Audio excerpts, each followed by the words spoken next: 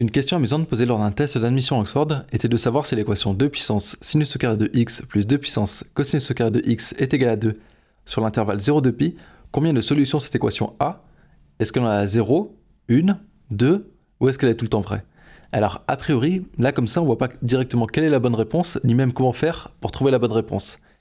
Mais ce qu'on voit, c'est qu'on a du sinus au carré de x et du cosinus au carré de x, donc on pense directement à l'identité sinus au carré de x plus cosinus au carré de x est égal à 1. Et cette identité nous permet de réécrire l'un en fonction de l'autre. Donc par exemple, on peut réécrire que sinus au carré de x c'est égal à 1 moins cosinus au carré de x. Et donc, on peut réécrire 2 puissance sinus au carré de x comme 2 puissance 1 moins cosinus au carré de x. Et on peut faire quelques manipulations algébriques pour avoir que du 2 puissance cosinus au carré de x. Donc pour ça, on va réécrire 2 puissance 1 moins cosinus au carré de x comme 2 puissance 1 fois 2 puissance moins cosinus au carré de x. Et 2 puissance moins quelque chose, on peut aussi l'écrire comme 1 sur ce 2 puissance quelque chose. On peut maintenant remettre le 2 sur la fraction. Et là, on voit que dans notre équation, la seule variable, la seule inconnue, elle est de la forme 2 puissance cosinus au carré de x. Et donc, ça nous incite très fortement à faire un changement de variable et à poser par exemple grand x est égal à 2 puissance cosinus au carré de x. Avec ce changement de variable, notre équation devient 2 sur grand x plus grand x est égal à 2. Et là, une petite remarque importante, c'est que grand x n'est jamais égal à 0. Pourquoi?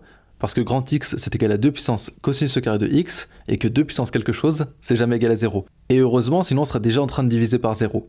Mais donc en conséquence de ça, on peut multiplier cette équation par grand x, vu qu'elle est différente de 0, et donc on obtient 2 plus grand x au carré est égal à 2 fois grand x.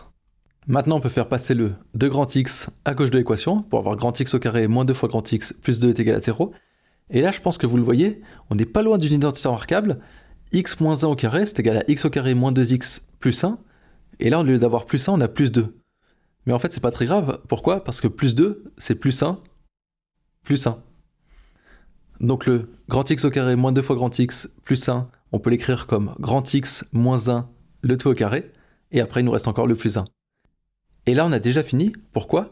Parce que comme grand x est réel, grand x moins 1 est aussi réel. Et donc, grand x moins 1 au carré, c'est le carré d'un nombre réel.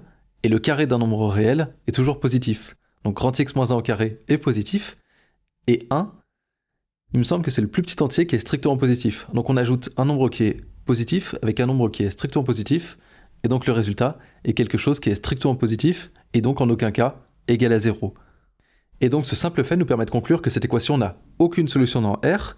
Et donc comme on n'a fait que des réécritures de la même équation, l'équation de départ a aussi aucune solution dans R, et donc en particulier aucune solution sur l'intervalle 0 de pi. Et donc la bonne réponse est la réponse A.